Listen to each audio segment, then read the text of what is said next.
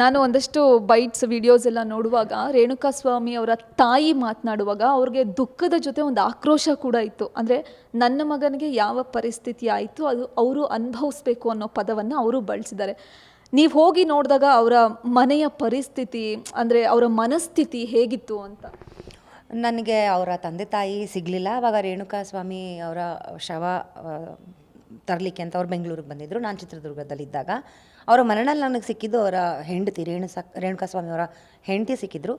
ಅವರಲ್ಲಿ ಅದಾದ ನಂತರ ನಾನು ಏನು ವಿಡಿಯೋನಲ್ಲಿ ನೋಡಿದೆ, ತುಂಬ ಆಕ್ರೋಶ ಇತ್ತು. ದುಃಖ ಜೊತೆಗೆ ಅವರು ಹೇಗೆ ವ್ಯಕ್ತಪಡಿಸ್ಕೊತಾ ಇದ್ರು ಅಂತಂದರೆ, ನನ್ನ ಮಗ ಹೇಗೆ ಸತ್ತಿದಾನೋ ಅವರು ಹಾಗೆ ಸತ್ತೋಗ್ಲಿ, ಅಲ್ಲಿರೋರೆಲ್ಲ ಪ್ರತಿಯೊಬ್ಬರು ಏನು ಈ ಕೃತ್ಯ ನಡೆಸಿದ್ದಾರೆ ಹಾಗೆ ಸತ್ತೋಗ್ಬಿಡ್ಬೇಕು ಅಂತ. ಆಮೇಲೆ ಅಲ್ಲಿ ಹೈಲೈಟ್ ಆಗ್ತಾ ಇದ್ದಿದ್ದು ದರ್ಶನ್ ಮಾತ್ರ, ಅವ್ರ ಬಾಯಲ್ಲಿ ದರ್ಶನ್ ಹೆಸರೇ ಬರ್ತಾ ಇದ್ದಿದ್ದು.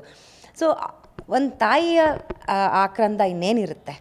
ತನ್ನ ಮಗ ತೀರೇ ಹೋಗ್ಬಿಟ್ಟಿದ್ದಾನೆ, ಕಳ್ಕೊಂಬಿಟ್ಟಿದ್ದೀನಿ, ಈ ಥರ ವಿಕಾರವಾಗಿ ಎದೆ ಒದ್ದಿದ್ದಾರೆ, ಮೂಳೆಗಳೆಲ್ಲ ಮುರಿದು ಹೋಗ್ಬಿಟ್ಟಿದ್ದಾವೆ, ಎದೆ ಮೂಳೆ ಮುರಿದು ಹೋಗಿದೆಯಂತೆ, ಅವನ ಮರ್ಮಾಂಗಕ್ಕೆ ಒದ್ದಿದ್ದಾರೆ, ಮತ್ತು ಅವನಿಗೆ ಮುಖ ಎಲ್ಲ ಚಪ್ಪಟೆ ಆಗಿಬಿಟ್ಟಿದೆ ಅಂತೆಲ್ಲ ಅವರು ಕಿರ್ಚಿ ಅಳ್ತಾ ಇದ್ದಿದ್ದನ್ನು ನಾವು ನೋಡಿದ್ವಿ. ಅವ್ರಿಗೆ ಅಷ್ಟೇ ಕೋಪ ಇತ್ತು ಅವ್ರಿಗೆ.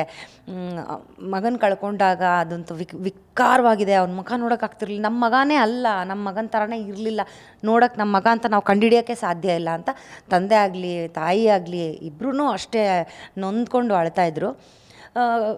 ಸತ್ಯ ಅನಿಸ್ಬಿಡುತ್ತಲ್ವ, ಯಾರೇ ಆದರೂ ಹೀಗೆ ಇದ್ದಾಗ.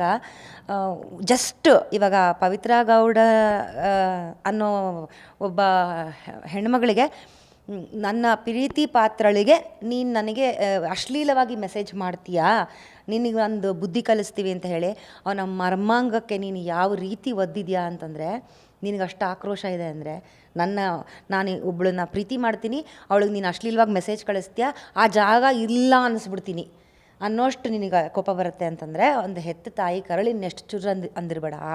ಆ ಥರ ನಿನ್ನ ಶವವಾಗಿ ನಿನ್ನನ್ನು ಕಳಿಸ್ಬಿಡ್ತೀನಿ, ನಾನು ಸಾಯಿಸ್ಬಿಡ್ತೀನಿ, ಮರ್ಡರ್ ಮಾಡಿಬಿಡ್ತೀನಿ ಅಂತ ಅಂದ್ಬಿಟ್ರೆ ಹೆಂಗಿರುತ್ತೆ ತಾಯಿ ಮನಸ್ಸಿನ? ಹೆಂಗಿರಬೇಡ. ಗ್ಯಾರಂಟಿ ನ್ಯೂಸ್, ಸುದ್ದಿ ಖಚಿತ, ನ್ಯಾಯ ನಿಶ್ಚಿತ.